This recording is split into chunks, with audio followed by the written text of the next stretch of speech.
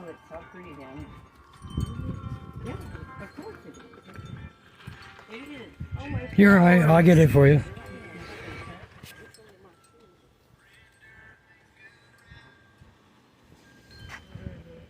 There's a rock in there or something. Oh, it hurts.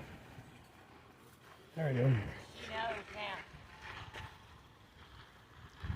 This right here, do you know what you're talking about? Or do you just get in and wash up or what? Like, is it cold? Is it anything at the bottom? It did, well, obviously we're coming into higher temperatures. The bathtub's over there. Hey, I'm kind of with this though. Like, we get off grid in the back somewhere. You can go camping. You know, like the old, get you a tent, do a whole experience. You already knew the way. Right in the back somewhere.